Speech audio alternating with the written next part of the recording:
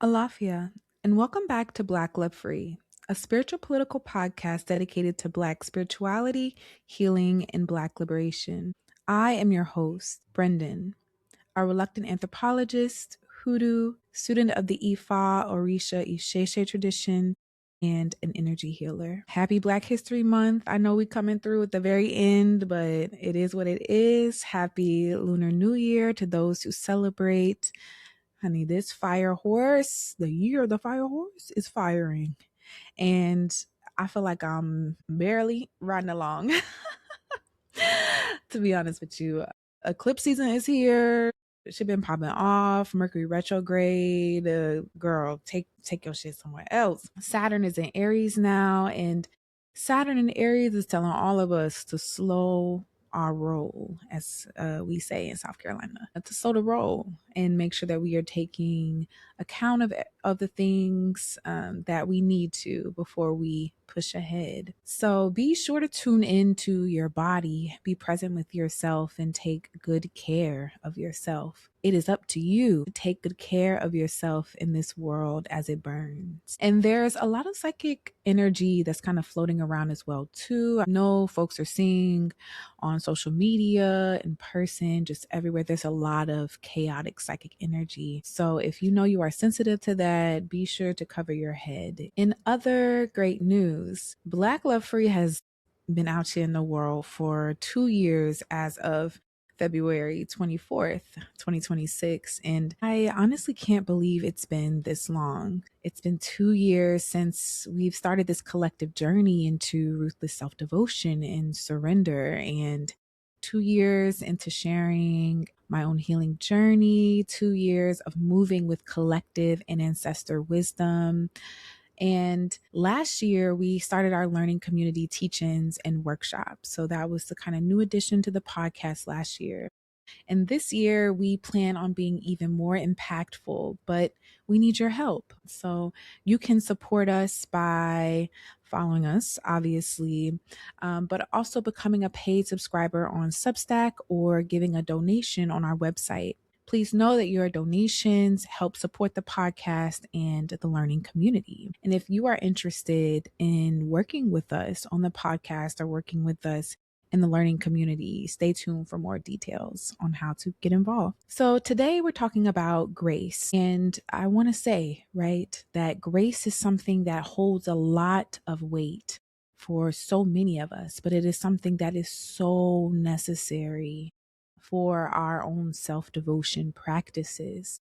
So, have you been needing more grace in your life lately? I'll say for me, I definitely have. This episode, honestly, truly, it is for me. So, if you're curious about what I'm sipping on, I am sipping on some okra water once again, but this time it's got some coconut water, some pineapple, mango guava juice from good old Safeway.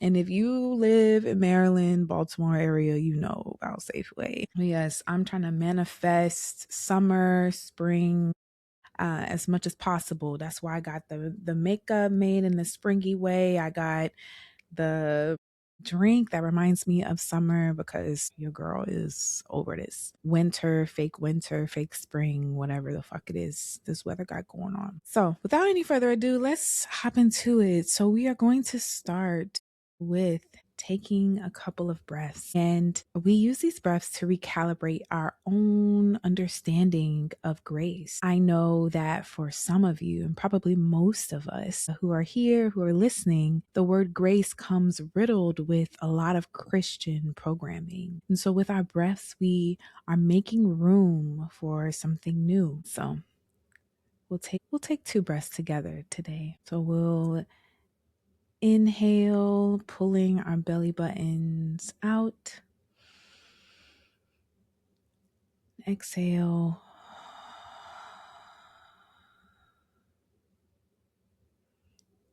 Inhale.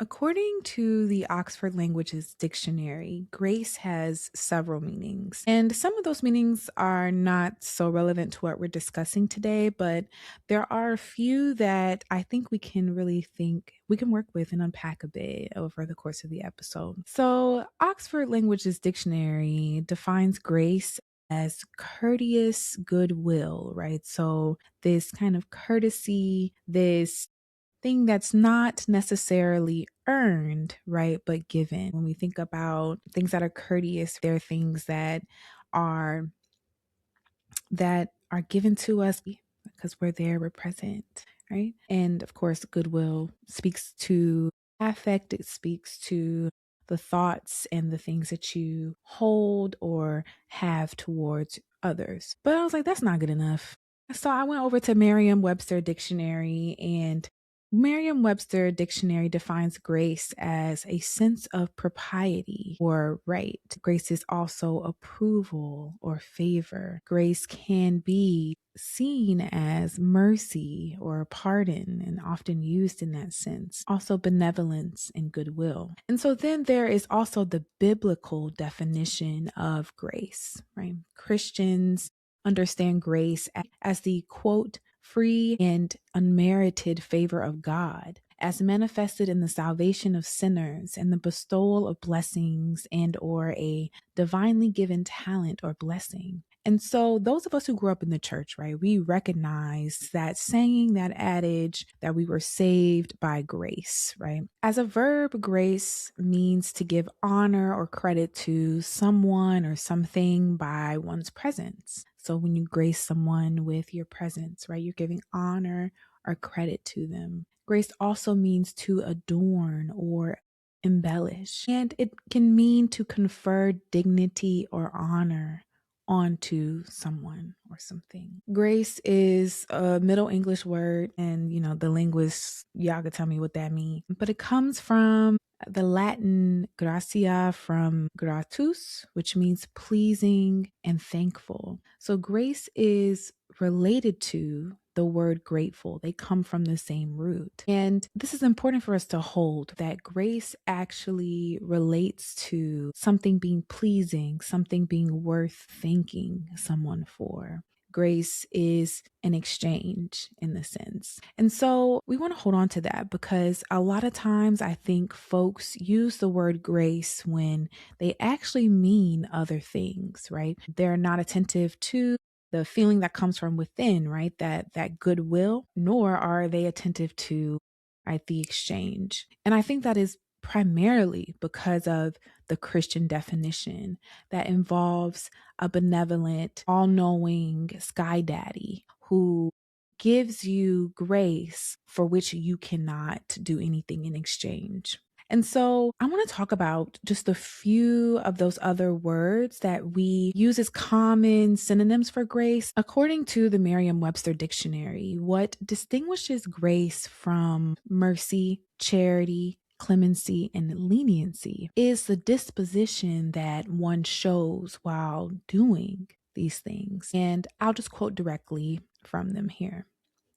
Quote, mercy implies compassion that forbears punishing even when justice demands it. Charity stresses benevolence and goodwill shown in broad understanding and tolerance of others. Leniency implies a lack of severity in punishing. When we think about these words in connection to grace, grace actually implies a benign attitude and a willingness to grant favors or make concessions. So many of us mistake grace for mercy, charity, clemency, and leniency. We might hear people say, oh, give yourself grace, or give them grace. And, you might begrudgingly do it. But if it happens not from a place of a benign attitude, and if the effect of it is that a person is escaping a kind of punishment or the consequences of their actions, right? That is not grace, beloved. Not allowing someone to face the consequences of their harmful actions is leniency or mercy. depending on whether it was given with compassion or given with some kind of compliant attitude to these harmful systems, or even as we think about Sky Daddy, right, given from a position of authority and power. Sometimes people say, give them or others grace when they really mean to show them charity. You tolerate the things they do. You might show goodwill. It's a broad understanding. It's not a specific attention to the person's needs or life. Show them charity. But charity is actually a form of pity. Again, charity is moving from a place of authority, from a position of being better or having more, and giving from that place. Grace and mercy is often packaged together as if these words essentially mean the same thing when they don't. And that is primarily because of the Christian conditioning and Puritan values that undergird Western society in how we live. We don't know what grace truly is because we have always been taught that we receive it because we are undeserving and unworthy. Sky Daddy, sometimes with a benign attitude, offers you mercy, saves you from the punishment of hell and death through salvation.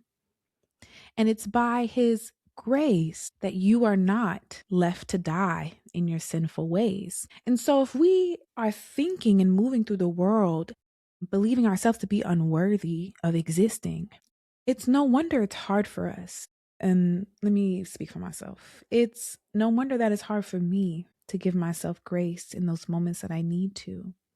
We can think about this normative, white supremacist, Christo-fascist understanding of grace like this. Christianity's focus on sin, which we're all born into, whether you want to be born into it or not, requires one to be holding the past, the present, and the future in their hearts and minds at all times and in harmful ways. We must constantly atone for our sinful nature, which is enduring, so much so that you have to ask for forgiveness of your past sins, ask for forgiveness for your thoughts, for the words you say, for the things you do, for the way you live. On top of that, you have to try to not to sin in the present, but hold the truth that you will always sin anyway, no matter what you do or how you give, because again, you're born unworthy.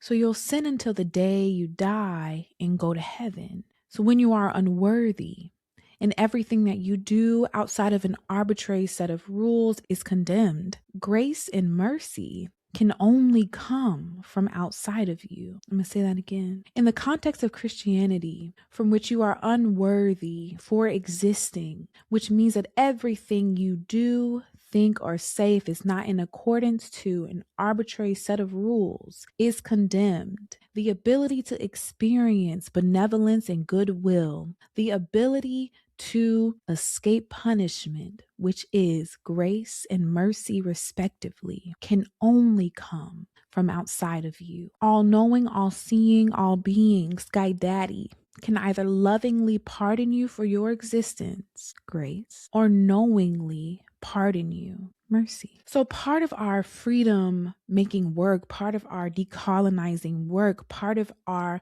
work to save ourselves and each other is separating this understanding of grace, one that always already marks us as incomplete and in need of mercy, because that punishment is ours. It's always already ours. This is an understanding of grace that primarily serves our oppressors. So how do we establish a practice of grace for ourselves and for each other? Believe it or not, the answer is a bit simpler than what we think.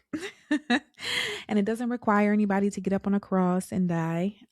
Grace does not require any kind of self-sacrifice. A ruthless self-devotion practice that is grounded in an anti-oppressive grace only requires a careful attention to the present, a practice of mindfulness that refuses to hold the past along with this moment, a refusal to pathologically cling to the future while living right here and right now. But what does that mean? What does that really mean? So, to help me develop this anti-oppressive, definition of grace and how it moves and how it works in our own life. I first turned to this book here. It is Being Black, Zen and the Art of Living with Fearlessness and Grace by Angel. Grace is a composure that comes naturally when your thoughts are no longer able to shift your mind away from the details of this moment. Because we don't burden ourselves with the weight of unnecessary, idle fantasies, we can be lighter. When we feel less weighed down, we can move through our lives without resistance and with greater precision. We can respond to situations with creativity rather than with fixed ideas and can encounter each moment of our lives with ease. Buddhists may call this equanimity or forbearance. As awakening warriors, we have the confidence to hold our heads up because we know that freedom is possible. Living with grace also means that we are able to flow naturally and with an ease of movement because we have stopped grabbing and flailing our arms out to take hold of and control everything that passes in front of us. Grace comes from a willingness to be open to exactly what is in front of you as it is. Things that used to get lost in the background suddenly become more vivid. We hear birds singing more clearly. We feel the breeze against every little hair on our necks, arms, and shoulders. We are able to feel everything without adding distracting ideas to the feeling. When we bring our minds to rest with our breath over and over again, we are returning to the current moment. We are practicing coming back to home, being in now. Grace is then the ability to hold all ourselves, all our truths, the ability to be here now with ourselves and rest in that wholeness. It is not that constant attention to the past that cannot be changed. It's not the demonization of your flesh, of your body, of your mind, of your spirit. It is not the constant clamor to be perfect. It is not the constant need or desire to shift and change to please the oppressor, the God, the institution that cannot and does not love you. When we move in grace with ourselves and with those who deserve it, we allow ourselves to rest here in the now without standards set by capitalism, anti-Blackness, whiteness, respectability, those standards that tell me that I need to be anything but who I am, anything but the Black, beautiful person that I am in order to be loved, to be held, to be seen. It is something that I can give to myself. It is something that I can give to those who deserve it from a place of goodwill, from a place of benevolence. So that sounds good. And I'm sure we're all like, okay, girl, that sounds great. But how do we access this grace knowing that it's not going to come through Sky Daddy? It's not going to come through a savior. It can only come through our own practice. And so Angel Kyoto Williams gives us a bit of guidance on that, actually. And she says, in the course of my practice, my biggest lesson has been how to open my heart and be aware of how I am feeling. I've learned to allow my pain to be what it is, honor it, and be gentle with myself in whatever faults I perceive. From that place, my world, my capacity for compassion, gentleness, and clarity has opened itself up before me.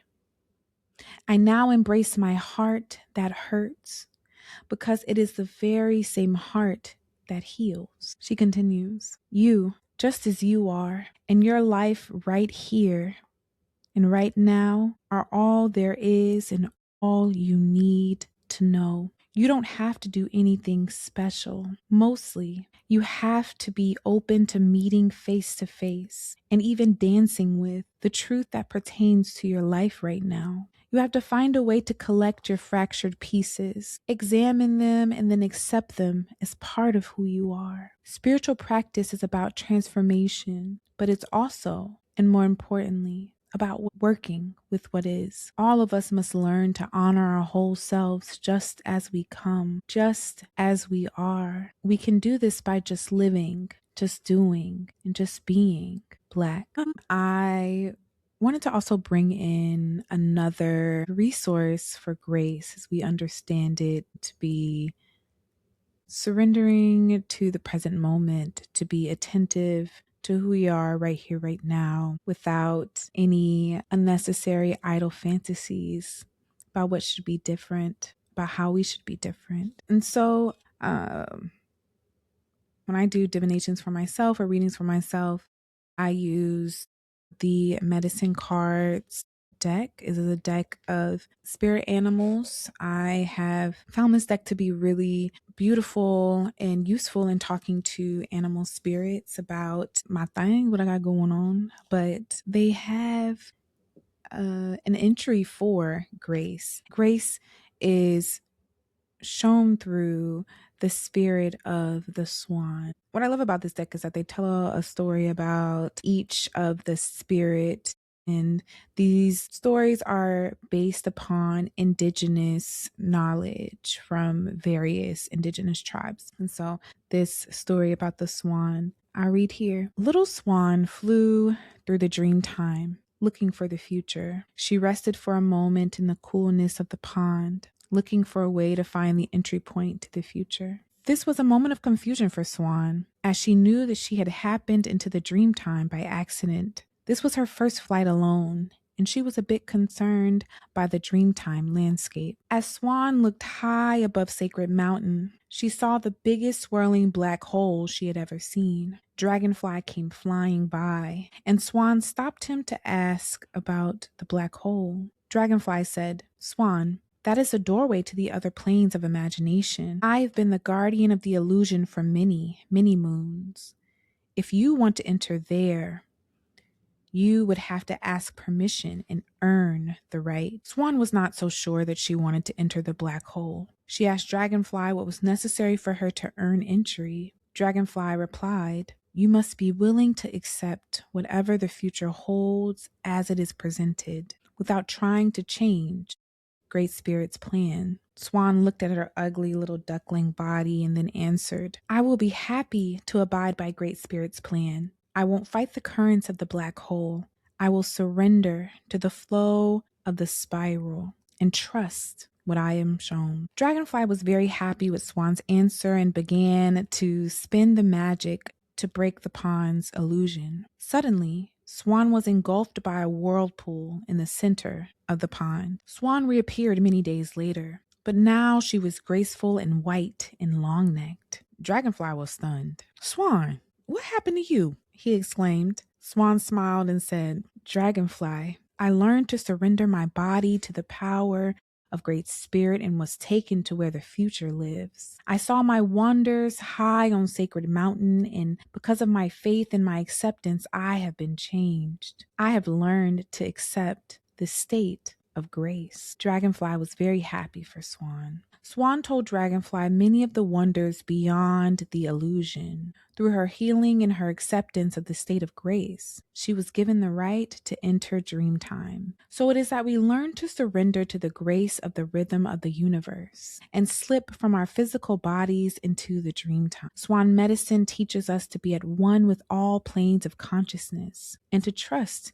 in Great Spirit's protection. It ushers in a time of altered states of awareness and of development of your intuitive abilities. Swan medicine people have the ability to see the future, to surrender to the power of Great Spirit, and to accept the healing and transformation of their lives. The Swan card is telling you to accept your ability to know what lies ahead. If you are resisting your self-transformation, relax. It will be easier if you go with the flow. Stop denying that you know who is calling when the phone rings. Pay attention to your hunches and your gut knowledge and honor your female intuitive side. An anti-oppressive grace, what I would call a true grace, is part and parcel of the Black and African experience. It's ingrained in the way that we spend our time, how we venerate our ancestors, our spirits, how we honor our own Ori, our own divine presence within. I want us to pull all of these different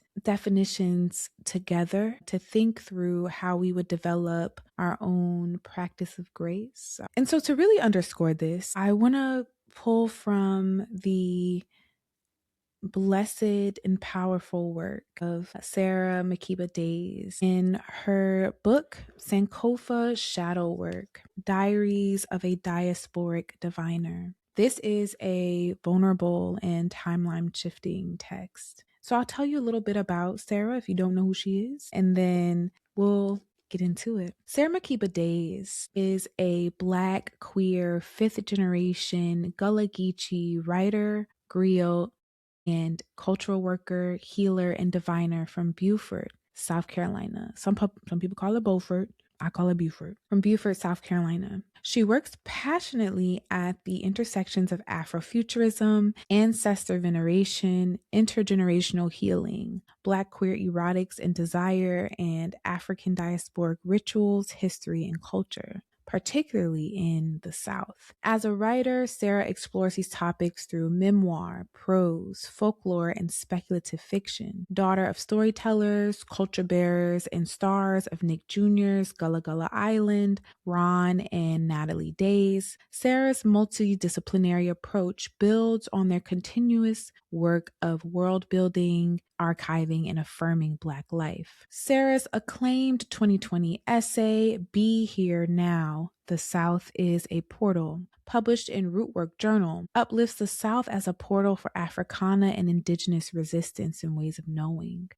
Her debut book, Sankofa Shadow Work, Diaries of a Diasporic Diviner, is a literary cosmogram blending memoir, public history, fabulation, and conjure. Following the life and death cycles of a queer, Black diviner, griot, and gatekeeper, the stories invite readers to explore their own shadows, center pleasure, and heal backwards and forwards in the face of systemic terror. So today's testimony section will draw from her essay in this book, Be Here Now, The South is a Portal, which was published in March 2020. As I was reading this and preparing for this episode, I was like, this book was really calling to me, not because Sarah explicitly discusses grace in it, but because the way that she talks about how time is, how time works, how time moves in the South, this portal that she exists in, right? The portal that all African descendant folks exist in and move and inhabit. It really spoke to grace, in particular, the grace that is attentive to this moment. But what makes it African, what makes it indigenous, what makes it really transformative, right, is that the be here now is not just speaking about linear time, right here, right now. For example, it's about 2 p.m., right? It's not speaking to this moment, just this moment here, but our bodies move, our spirits move in non-linear. And so when we hear the call to be here now, it is at once a call to be here in our bodies, to be present in this moment, to be attentive to what is around us, to create the conditions for grace, but also to call upon those spirits, those ancestors that allow us to have what Days names as an enforced presence. We give grace to ourselves. Our ancestors come and bring the conditions of grace to that moment. Our spirits bring that benevolence, that goodwill, that ability to accept what is and who we are right here, right now, without change. Enforced present. Day says, there's something about the South that encourages stillness, a slowing down, an enforced presence, a soundless voice whispering, be here right now. You ain't got nowhere else to be.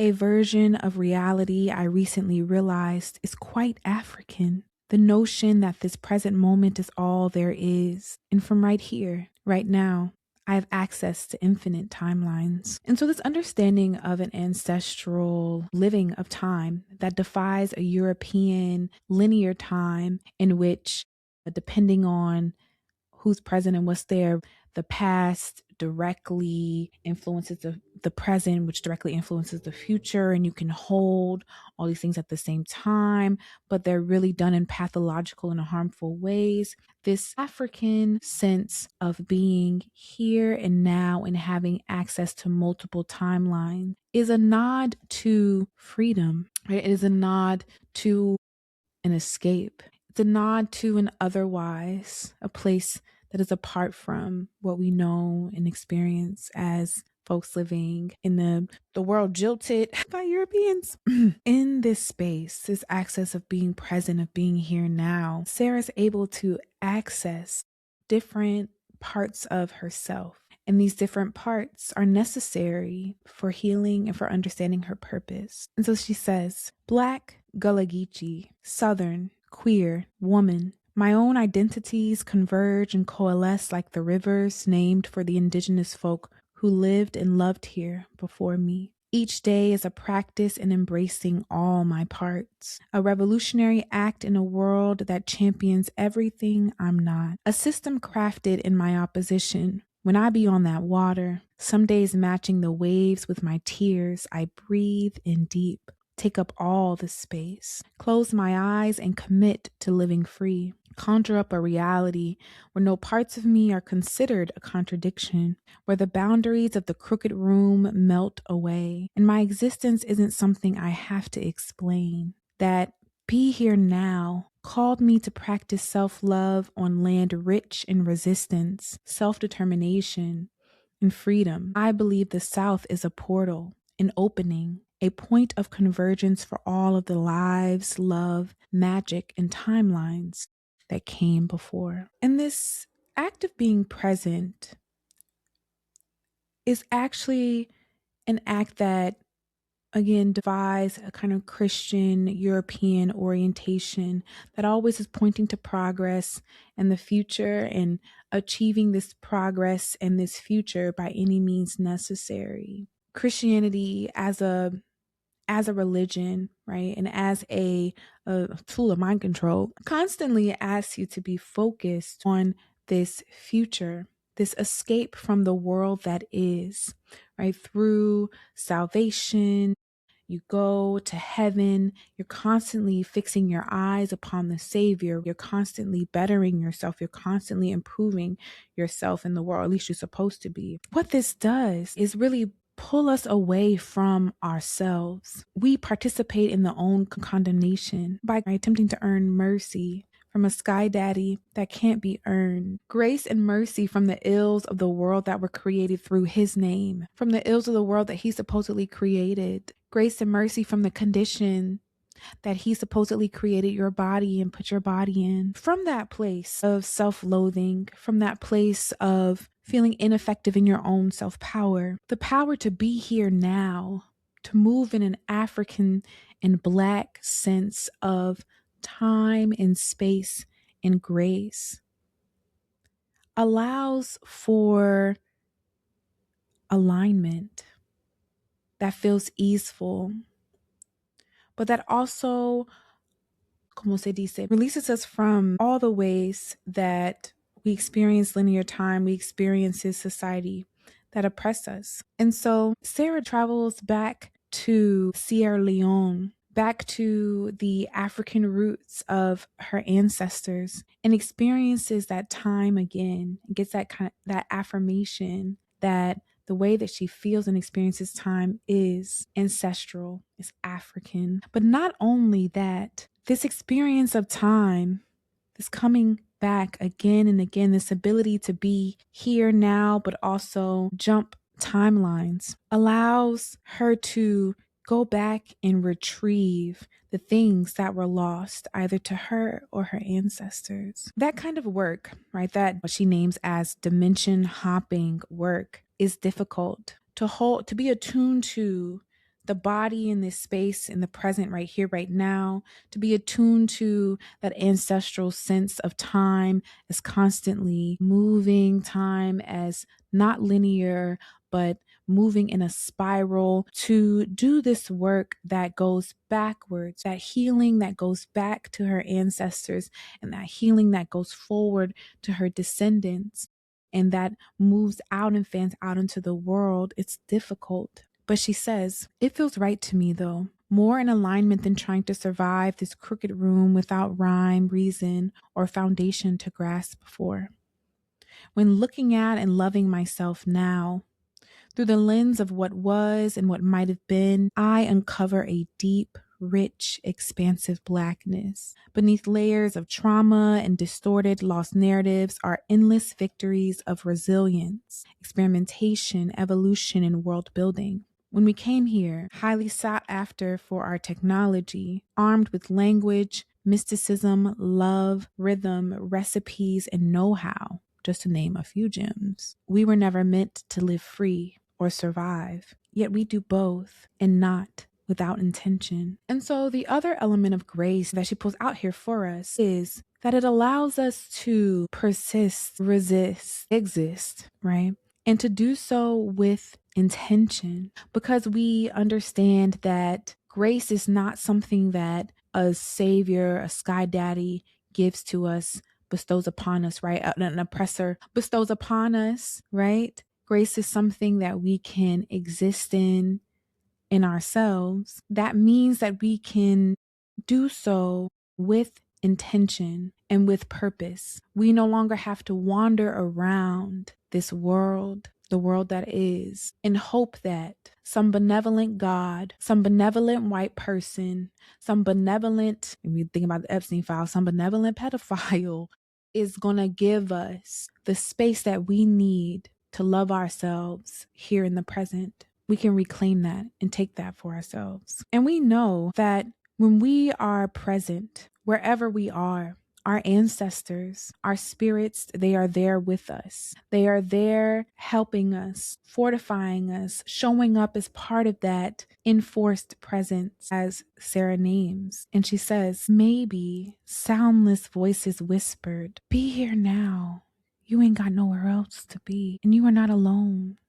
We right here with you. I believe the South is a portal, an invitation to enter and become reacclimated with who we've been, who we are, and who we can be. A gateway to dimensions where we're already free. In her work, Angel Kyoto Williams talks about grace as being part of an aspect of freedom. In her practice as a Zen Buddhist, the notion of grace functions as one that allows you to remain present because you are not attentive to the mistakes of the past, nor are you trying to correct something that's wrong with you in order to be a part of a benevolent future. And so in that way, right, grace is freedom making. Grace makes way for not just for the practice of freedom, but the embodiment of it. This embodiment then allows us to experience freedom in the here and now, but also, right, if we think with Sarah's work and think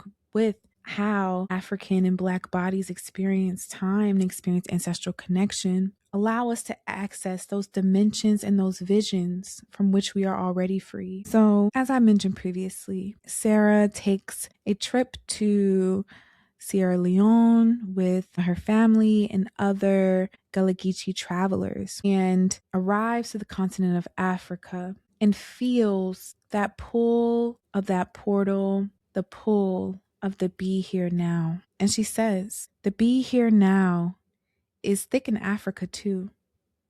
And it ain't just the time difference, 90-degree weather, steep, rocky dirt roads, or the massive crowds of people in the market and on the streets, leaving little room for personal space. It was like I moved into an alternate universe. Oceans, rivers, mountains, white butterflies everywhere. Them be the ancestral spirits welcoming us home. Cotton trees so big they could cradle Johns.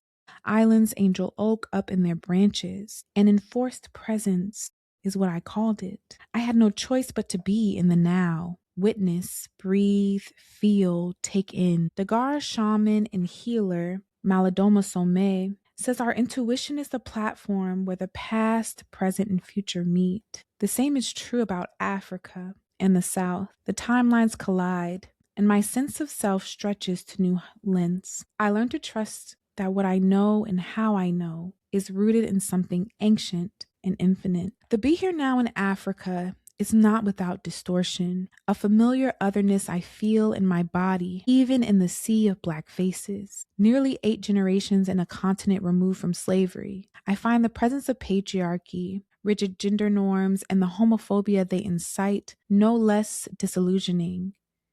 Predating European colonization, these traditions and mores restrict airflow, movement, and possibility. Like a summer sun that don't let up or go down, smoldering, suffocating. Sweat stings the eyes, the tongue is dry.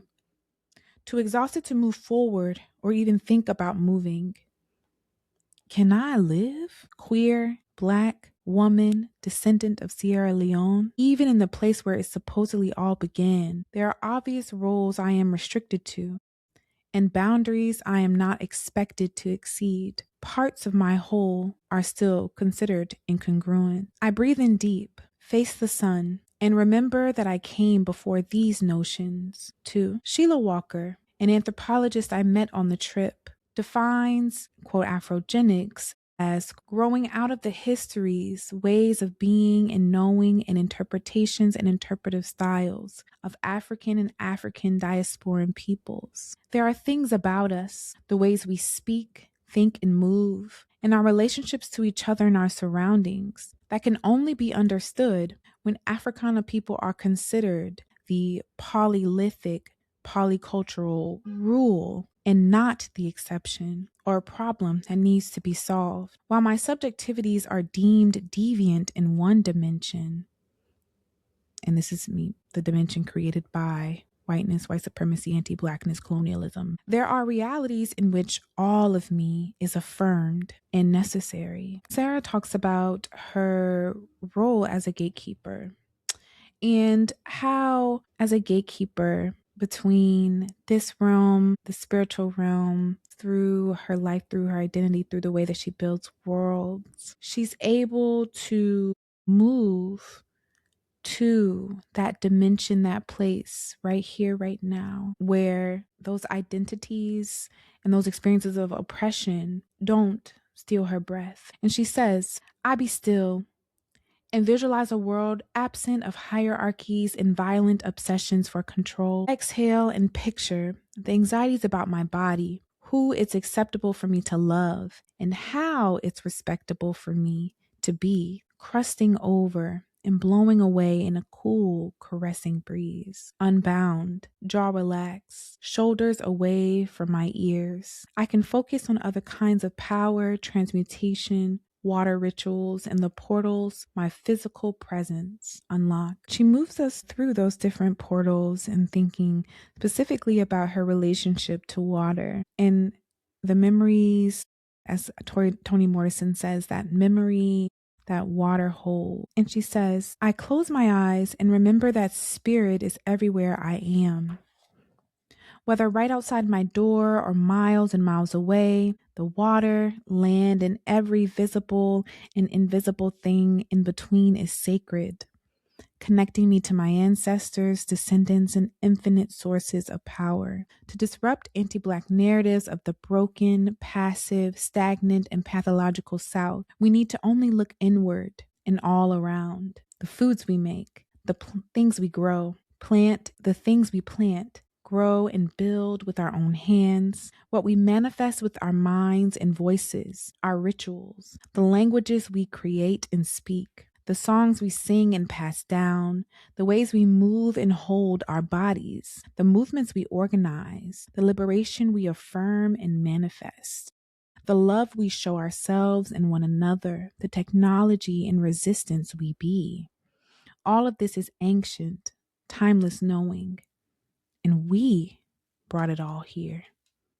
Wherever we are as African descended people, the South, South Carolina, the Americas, the Atlantic world is a vessel for this magic. I know the healing found in my stillness is not just for me. Nah, this healing goes back and forward. A divine white light traveling across time and space, grounding grace, love, and lessons in each timeline as it flows, creating livable, liberated galaxies for previous and future generations to breathe easy with more pleasure and joy. I think what is really interesting and significant about Sarah Makiba Days' intervention and her outlining of grace, right, is that she incorporates the fullness of her identity.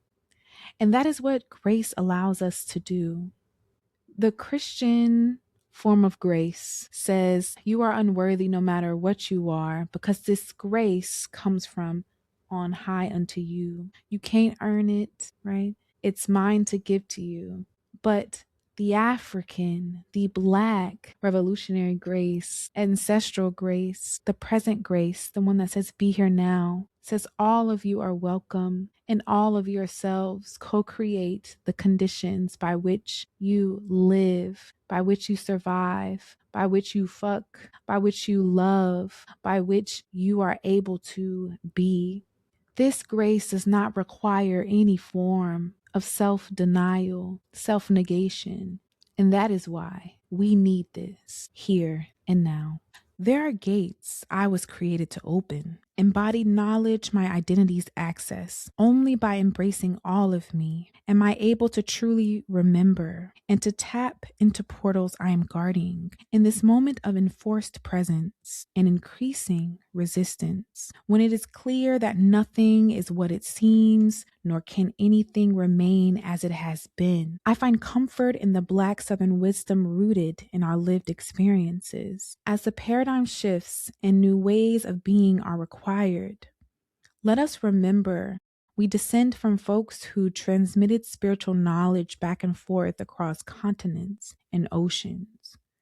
Folks who manifested freedom when everything else said otherwise.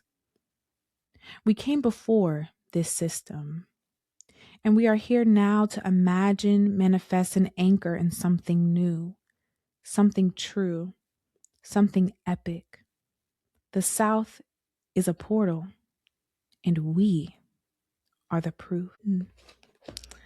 Demoja. So now we move into our last segment of the podcast, our Living in Alignment segment. And this time, I'm going to just keep it real. I'm going to just keep it as real as I could keep it. I got my frankincense and myrrh burning along with some white copal, and just really feeling fortified. Let's start with, what does this look like? A practice of grace. What does that look like in our lives? And I think we are going to have to talk about what isn't grace first.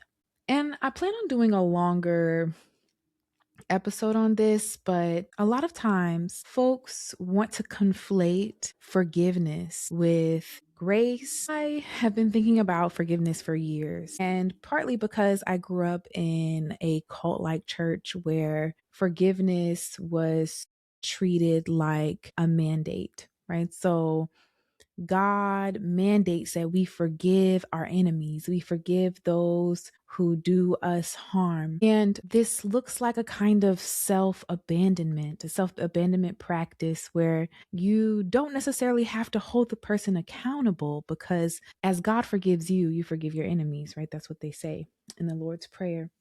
In my own walk, had to be really discerning about forgiveness, because what I found was that my experience in that church really primed me for abusive relationships. My experience with a narcissistic mother, with emotionally immature adults in my life who could not handle their own emotions and thus would not be able to be present in my life as folks who could take care of my emotions. And they could not show up in ways that actually would allow for healthy growth, right? Those of you who might be listening, you might have grown up in environments that were filled with people who could not and did not have the capacity for your emotions. They did not have the capacity for your vulnerability. They refused to see you as you are because they were not even willing to be present and be graceful with themselves. What that does is actually prime us to give forgiveness to folks who don't deserve it.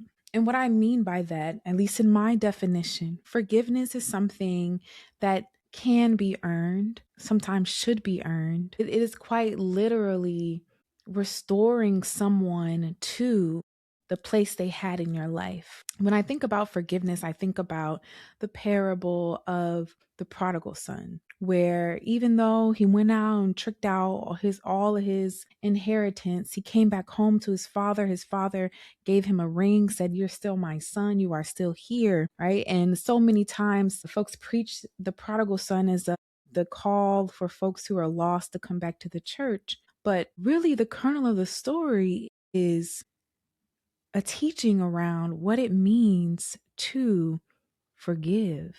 For me, forgiveness is something that you do give out of goodwill, out of benevolence, because you want someone to maintain a position in your life.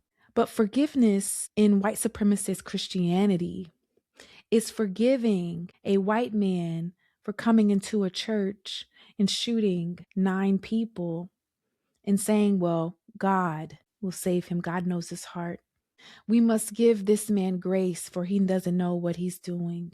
And honestly, right, a lot of times Black folks say they're giving people grace and they're really showing them mercy. Sometimes they might be showing them leniency. It's important for us to understand that the show of benevolent goodwill cannot be something that we give to our enemies, to our abusers, to our oppressors.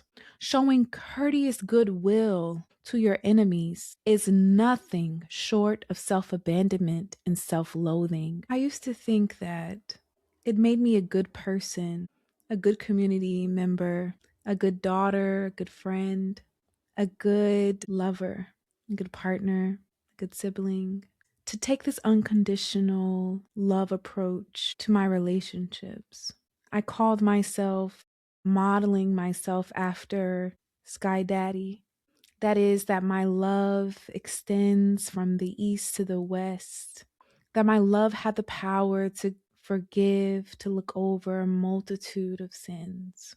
And so I called back then my grace practice forgiveness. I called that unconditional love. Folks could take and take and take from me. They could lie to me. They could cheat on me. They could cheat me. And I would show them grace. I would show them mercy. I would forgive them. I would restore them back to the place they had in my life before the transgression. And most often, more times than not, they continued the abuse. They continued the lies. They continued to take because there was no accountability for their actions. And because I did not love myself enough to recognize that their presence, their company, whatever it was they gave, and usually with people like that, they don't give too much. It's not worth my own peace, not worth me being content with my life, with myself, with my body, with my spirit. I had to learn that showing mercy, right? Being a little clement, showing grace and goodwill to those who would have me dead, was me submitting to my own oppression. And in that space of showing all of that goodwill, showing all of that benevolence, showing all of this forgiveness to them, it left me in a place where I could not be present and show true grace with myself. I was always looking forward to a future that might resemble the past. With narcissists, there's always that kind of love bombing past, or an imagined future, one where my grace, my love, my forgiveness, kind of stack up like coins, fill the bank enough so that the person would no longer feel like they were empty and they needed to take from others. In that space, I was not able to show courteous goodwill, enthusiastic goodwill to myself. I was dredging it from the bottom of the ocean of my being for those who deserved it. But I felt like I could freely forgive, show grace to, extend mercy to those who did me wrong, because they were the ones that needed my salvation. And so, as you consider grace in your own life and how it shows up, how you practice it, how you might experience it, one thing you want to consider is where and who are you trying to save through your benevolent goodwill? Because someone who loves you and cares about you wouldn't intentionally harm you. If they unintentionally harm you, they would be accountable for that. They wouldn't lie. They wouldn't cheat. They wouldn't abuse. They wouldn't need your mercy. In the times where things happen, right? Mistakes are made. You would delight in their presence enough to show them true grace. You could be present with yourself gracefully and say, here, right here in this moment, I recognize my own goodness. I recognize the substance of my own goodwill. I extend that will to myself. Sometimes grace for ourselves looks like affirming and reaffirming things will never be what they were. Rooting our resistance practice in grace requires us to have a deep self-love and clear boundaries. Living a graceful life does not mean that we avoid accountability. It does not mean that we thrust the consequences of our actions onto others. That's oppression. That's what marginalization does. They've renamed the tools and the systems of white supremacy, anti-Blackness. They've wrapped that up in Christianity and called that grace. Think about it.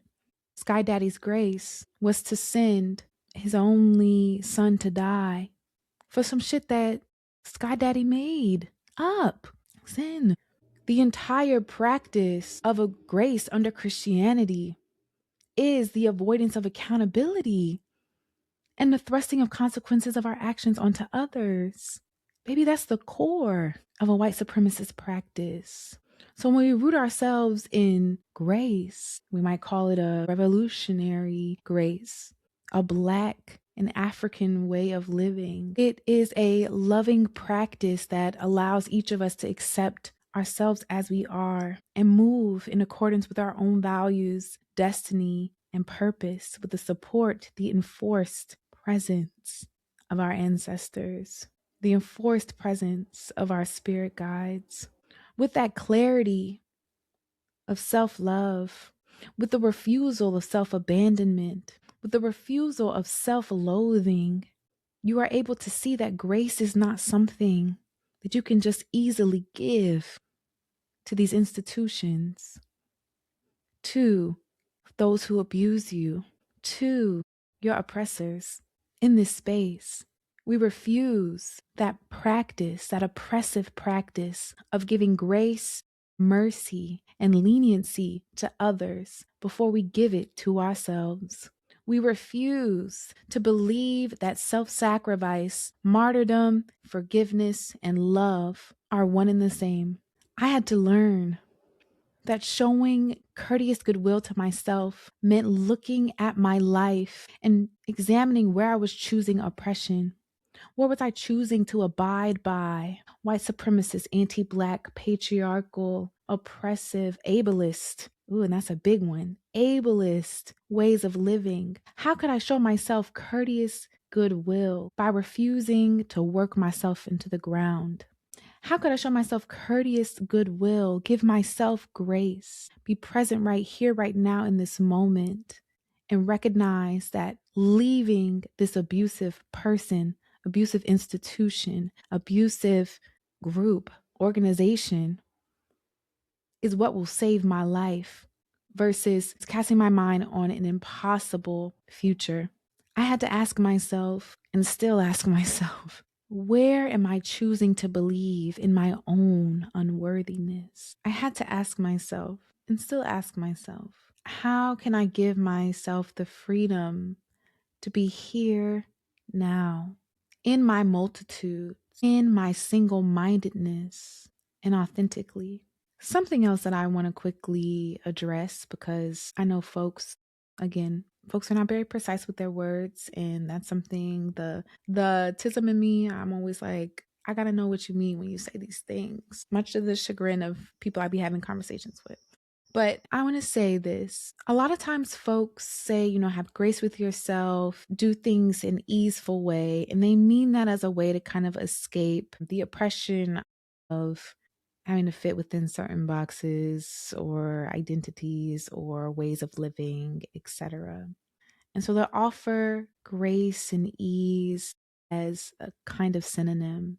We've talked about this in our learning community space, but ease is not true ease if it's not aligned with your values.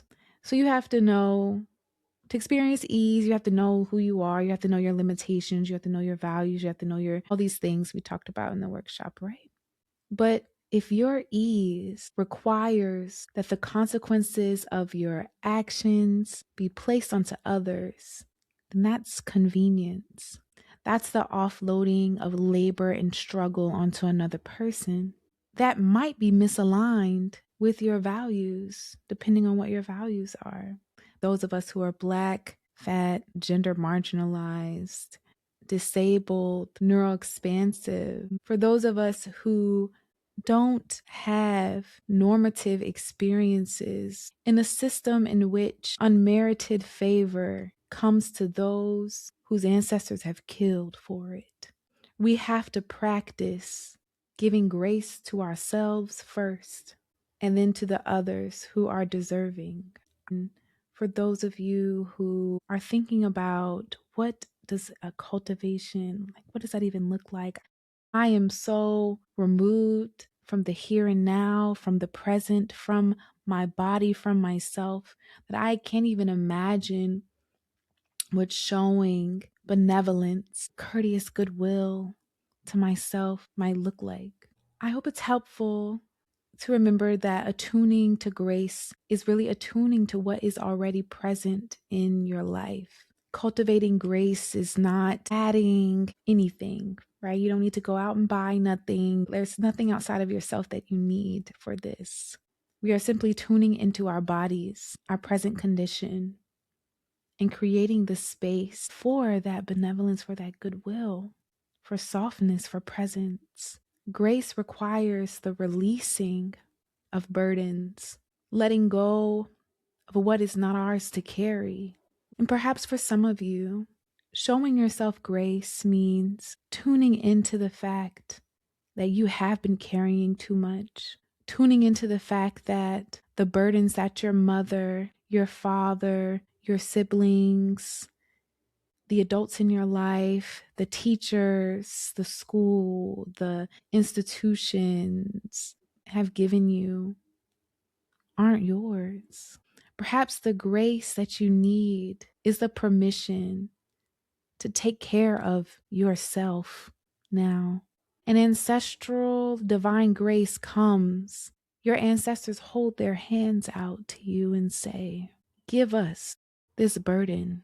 You don't need to carry this anymore.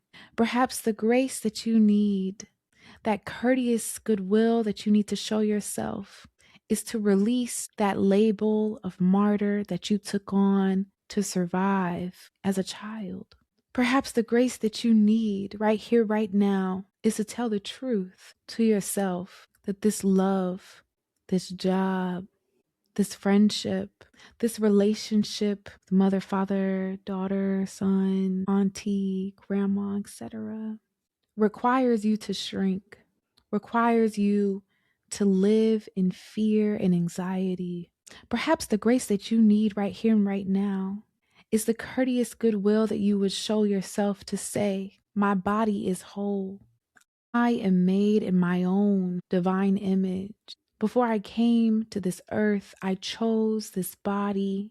This body is the fullest expression of my divine being in flesh.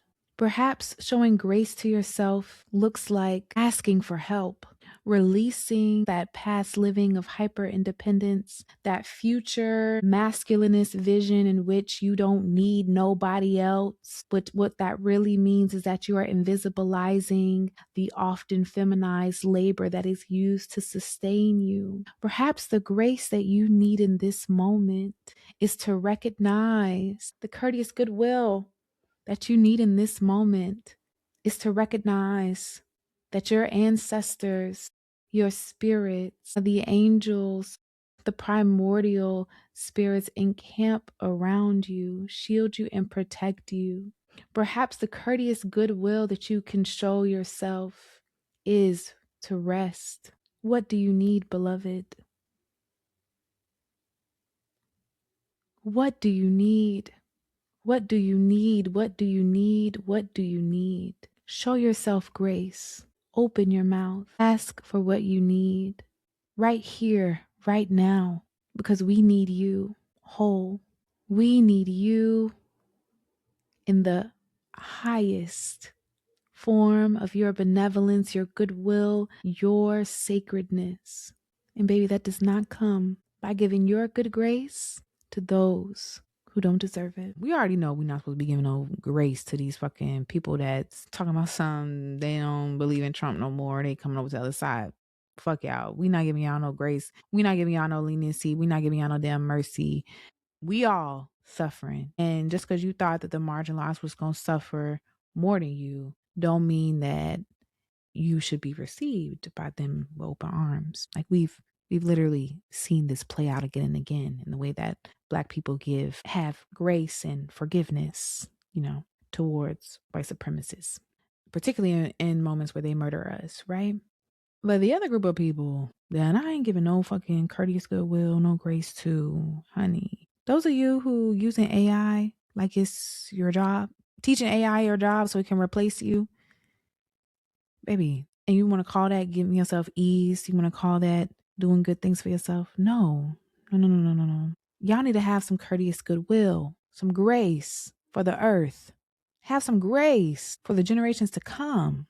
How dare you decide that because the world that is ending anyway, that you don't want to leave nothing behind for those who are determined to survive? And don't tell me that you are too starseed and alien to treat your home with love and care, to be fully present in your body, in your mind, with your capacity and your ability, and say, this is what I can do. I don't need to destroy the earth to extend my capacity and my ability in service of capitalism, in service of white supremacy, in service of anti-Blackness. Baby, they had the ability argument for slavery too. They said, yeah, why don't you farm out this labor, push this labor onto them? They can do it. They can do it faster. They can do it better. They can do it more. Y'all want AI to be the new slave. And from what I have seen and heard about ChatGPT and the rest of them, honey, they not trying to be they not trying to be the new slave. They're not trying to be the new slave. If grace is as simple, right? And we say simple loosely, as being attuned to the present moment and allowing yourself to surrender and be there and receive your own goodwill. You must acknowledge what you know, as they say here in the medicine cards. Stop denying your feelings and klutzing up, they say. You may be bumping into furniture or forgetting what you are saying in mid-sentence. If so, this is a sign that you are not grounded. Jump in place and hold the top of your head as you do so. This will help you get back in touch with the earth and keep you from wandering into a dreamy reality that lessens your focus. Baths help, as does going barefooted or doing some gardening. In any case, you need to pay attention to your body. It can seem as if you are flying without a pilot's license if you are not aware of when you take off or when you land. I also realized that for many of us who, again, might be survivors of narcissistic abuse, might have dealt with emotionally immature parents or other folks who raised us or been in abusive or toxic situations, it's important for us to show courteous goodwill to ourselves, because in those situations, we've been trained to recognize the danger as safe, the betrayal as norm, mm, the manipulation as forgivable. And we learn to extend a kind of mercy, really, but we'll call it grace, right? We extend that courteous goodwill to those who cause us harm. We extend mercy, right? We tell them that they won't face consequences for their actions. Or if we do give consequences, they might be more lenient, right? And I think for so many of us, when it comes to grace, not only do we have to deprogram the Christian the Christian notion of grace, but we also have to deprogram whatever trauma or abuse that we've experienced that would teach us that it's wrong to have boundaries with others, with institutions, with our work, and even for ourselves, right? And that it's wrong to want to stand up for yourself. It's wrong to want to create a life in which you can be happy. I thought that for this episode, just to close us out, I would get some help in affirmations. And so I pulled from Deja Joel's deck.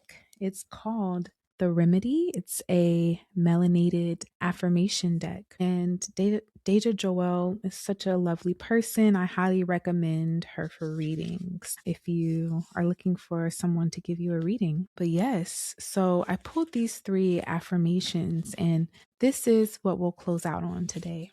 So the first one says, second chances. When we mishandle ourselves or others, we tend to leave ourselves out to dry. We become so ashamed of our actions that we forget to honor ourselves with grace. Your first attempt at something will be slippery. Because you don't know better, you are bound to make mistakes. When this happens, you don't start over from the beginning. You start from where things began to rupture. Give yourself another opportunity to bring your vision to fruition. Yes, part of the road will look familiar, but the journey will be so much different. And the affirmation is, I have enough faith to try again. The second card is called memory foam. Our bodies are like memory foam. We hold the memories of our traumas. And even when a new experience introduces itself, we approach it with the contour of our past. Our bodies only know what we have taught them. Approach each experience with newness. Release the practice of thinking you know what's going to happen. Don't project your past into the future. Allow new memories into your body by surrendering control. Let it be beautiful. Some of the cards come with some actions that you can do in alignment with the message of the card. And Deja calls them the plug. And so the plug for this card is speak your best case scenario when approaching a new experience. And the affirmation, I will acknowledge the memories of my past and integrate new and positive experiences into my daily life. And the last one is reclaim your body. In the face of oppression, bodily harm, and emotional wear and tear, our bodies remain resilient. But like with any experience, the body sometimes takes the shape of the events and habits in our lives, forcing our bodies to store destructive energy in our muscles, causing pain and discomfort. This discomfort also informs the way we move and treat people. Introduce the idea of reclaiming your body from situations that do not serve your greater purpose. Take your body back from traumatic and oppressive experiences. Begin practicing intimacy with yourself. Simply start by massaging the parts of your body that are holding tension and speaking to them as if they were a small child. The most gentle act is the most powerful way to reclaim your vessel. And the affirmation is, I am reclaiming my body from any situation that doesn't reflect who I am becoming. As you're building or deepening your practice of grace, I hope that you affirm, I am whole, I am worthy, I am worthy of my own courteous, goodwill. I am able to hold all of myself, all of my truths. I am able to be here now and rest in my wholeness. I rest in the enforced presence with my ancestors, with my spirit guides, with my own Ori. And in this space, I create freedom. That's all I have for y'all today. Thank you for taking the time to listen. I hope this episode helps you live rooted in your worthiness and live gracefully and freely. I want to express my deepest gratitude to my elevated ancestors and spirit guides, to the Most High God for giving me the inspiration and fortitude to do this work. I do not take it lightly. I also want to thank Jemiah Jacob, black.loved.free's community coordinator, for her work. And if you would like to join the Black Love Free project team, please reach out via email or DM us on Instagram. Our Instagram is also where you can follow us to find out about future episodes and other updates for our learning community.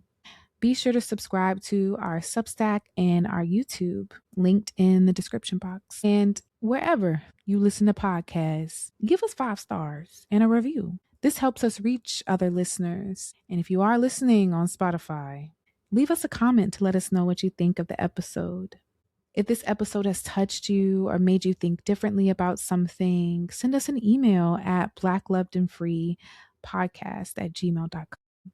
If you are feeling like you want to bless me with a little something, and by me, I mean the podcast team, donate by visiting the link in the description and on our website. And lastly, may you find a sacred, soft place for yourself and for each other. May you radiate in the truth that you are the one who saves you. And may you find the strength to be Black, loved, and free. Until next time, bye.